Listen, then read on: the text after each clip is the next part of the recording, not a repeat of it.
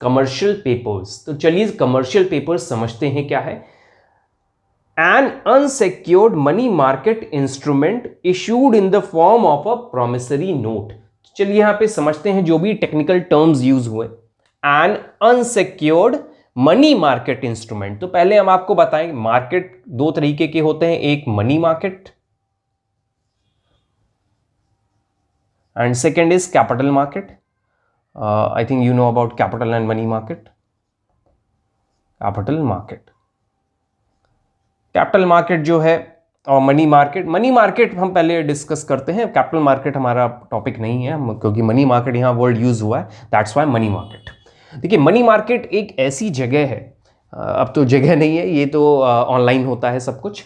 Money market is that place where जो बड़े बड़े बिजनेस हाउसेज होते हैं, जो बड़ी बड़ी कंपनीज होती हैं या गवर्नमेंट होती है, ये सब लोग यहां से फंड को रेज करते हैं। ये लोग क्या करते हैं, जो भी कॉर्पोरेट हाउसेज हैं या कॉर्पोरेट्स हैं या जो इंटरनेशनल इंस्टीट्यूशंस हैं, जो एमएनसीज हैं हमारे कंट्री में, जो रिनोन्ड है बहुत, वो लोग क्या करते हैं, फंड रेज करते हैं। फंड रेज करने के लिए वो मनी मार्केट का यूज करते हैं। कैपिटल मार्केट मतलब हमारा जो कैपिटल मार्केट में दो मार्केट होते हैं, primary and secondary. Capital market में इक्विटी शेयर्स को इश्यू किया जाता है, जो यहां पे इनिशियल पब्लिक ऑफर होता है, तो इसके अंदर प्राइमरी मार्केट आईपीओ लेकर आता है, फिर उसके बाद वो स्टॉक मार्केट में लिस्ट हो जाता है, तो वो सेकेंडरी मार्केट होता है। तो इस पे हम नहीं जा रहे, मनी मार्केट पे ध्यान रखें। तो मनी मार्केट में ऐसे प्लेयर्स होते हैं जिसपे पब्लिक ट्रस्ट करती है। पब्लिक ट्रस्ट करती है तो वहां पे वो सिक्योरिटी नहीं चाहती है। सपोज यहां पे गवर्नमेंट भी फंड रेज कर सकती है मनी मार्केट में,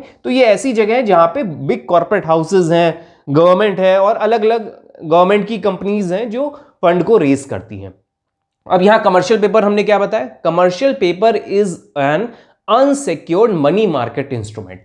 वो कौन सा इंस्ट्रूमेंट है, ये मनी मार्केट का इंस्ट्रूमेंट है commercial papers. Equity shares, preference share, वो सब कैपिटल मार्केट के इंस्ट्रूमेंट्स हैं। तो मनी मार्केट में कमर्शियल पेपर को इशू किया जाता है। कमर्शियल पेपर्स जो होते हैं वो अनसिक्योर्ड होते हैं।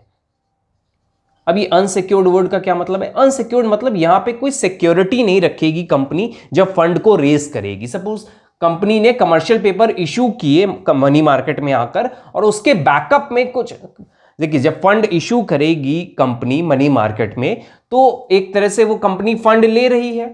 कंपनी ने फंड लिया और रिटर्न में कोई सिक्योरिटी भी तो रखना होता है ना, किसी से अगर हम पैसा लेते हैं तो। लेकिन यहां पर वो अनसिक्योर्ड रहते हैं मनी मार्केट के, मनी मार्केट में अगर कमर्शियल पेपर इशू किए जा रहे हैं, it means they are unsecured. यहां पे सिक्योरिटी की रिक्वायरमेंट नहीं होती। क्यों नहीं होती, यहां पर ट्रस्टवर्दी लोग फंड रेस करते हैं। जैसे मैंने आपको बताया गवर्नमेंट रेस करती है। गवर्नमेंट तो अपने लोगों के साथ धोखा नहीं करेगी ना कि पैसा लेके भाग जाएगी तो ऑब्वियस है कि अगली बार वोट नहीं मिलेंगे।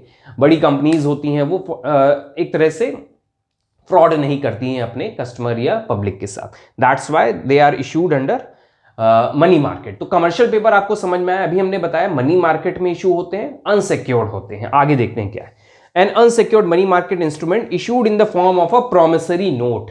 अब कमर्शियल पेपर क्या है, एक नोट बनाएगी कंपनी, उस पर लिखेगी कि मैंने इनसे इतना रुपए लिया, और एक स्टैंप कंपनी अपना करके दे देगी।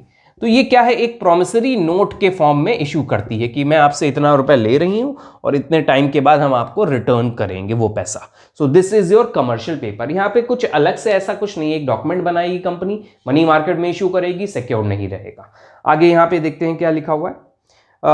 इंट्रोड्यूस कब हुआ, आरबीआई ने इसको इंट्रोड्यूस किया 1989 में इशू कर रखा है कंपनी आरबीआई ने। पर्पस क्या था, क्यों इशू किया गया, enables highly rated corporate borrowers to diversify their short term borrowing sources.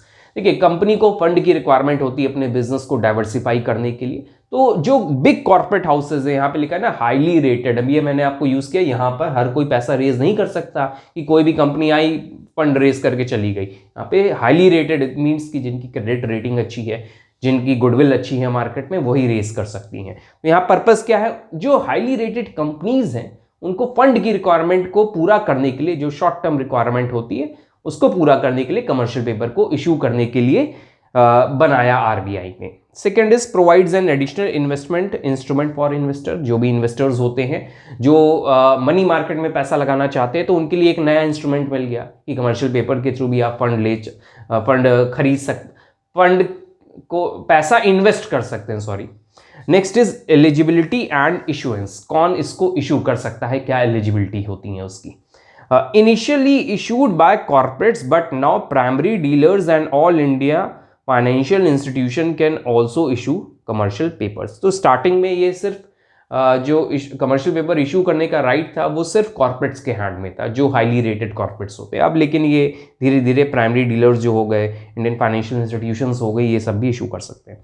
अब इशू करने के लिए ये नहीं कि जैसे इक्विटी शेयर्स इशू हो जाते हैं 50 पैसे के, 10 रुपए के, 20 रुपए के, इस तरह का इनका डिनोमिनेशन नहीं होता। अगर आपको कमर्शियल पेपर इशू करना है तो एक कमर्शियल पेपर की वैल्यू 5 लाख और मल्टीपल्स में होती है। अब इसका क्या मतलब है, अगर हम इन्वेस्टर हैं, हम पैसा इन्वेस्ट करना चाह रहे हैं मनी मार्केट में, तो कंपनी एक कमर्शियल पेपर कितने का बेचेगी, 5 लाख का। इट मींस मुझे एक कमर्शियल पेपर खरीदने के लिए 5 लाख रुपीस देने पड़ेंगे। तो 5 लाख के मल्टीपल्स में 2 खरीदने तो 10 लाख, इस तरह ये इशू किए जाते हैं। इट मींस 5 लाख यहाँ पे फंड का अमाउंट डिसाइड किया गया है एक कमर्शियल पेपर का। अब इधर आइए आप कैपिटल मार्केट में 50 पैसे का शेयर इशू हो जाता है, 10 पैसे का शेयर इशू हो जाता है, ऐसा यहाँ पर नहीं है। लेकिन interest rate generally linked to the yield on a 1 year government bond, ये गवर्नमेंट बॉन्ड से लिंक कर दिया जाता है और इंटरेस्ट के फॉर्म में यहाँ पे अर्निंग होती है। 5 लाख का लिया मैंने, रिटर्न हो सकता है 5,50,000 मिल जाए, इस तरह से रिटर्न मिलता है।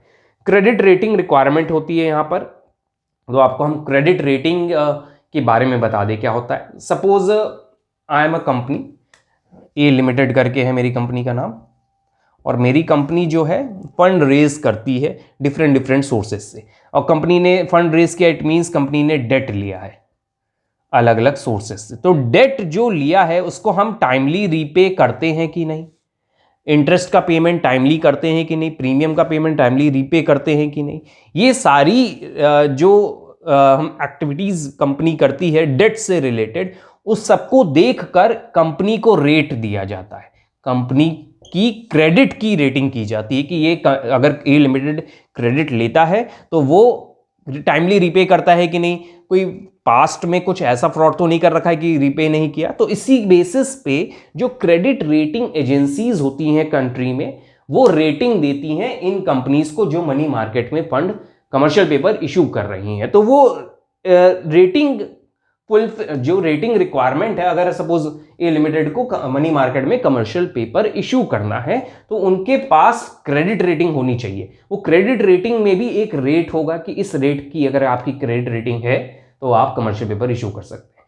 क्रेडिट रेटिंग हो सकता है A+ हो, B+ हो, वो डिपेंड करता है कि क्रेडिट रेटिंग एजेंसी ने इनको किस तरह रेट दिया है। रेट मतलब जैसे आपको ग्रेडिंग दी जाती है, एग्जाम में ग्रेडिंग मिलती है, उसी तरह कंपनी को रेट किया जाता है। तो यहाँ पे देखिए दिया हुआ है, issuers must obtain a credit rating from recognised agency, जैसे क्रिजिल है इंडिया में, क्रिजिल क्रेडिट रेटिंग एजेंसीज है इंडिया में, एजेंसी है, एक है इक्रा है, केयर है, फिच, ये सब क्या करती हैं, क्रेडिट कंपनी के क्रेडिट को रेट देती है, जिसको अचीव करना ए लिमिटेड को जरूरी है कमर्शियल पेपर इशू करने के लिए। तो यहाँ पर ये क्रेडिट रेटिंग रिक्वायरमेंट एक इंपॉर्टेंट टर्म है इन issuance of commercial paper. So this is all about your commercial papers.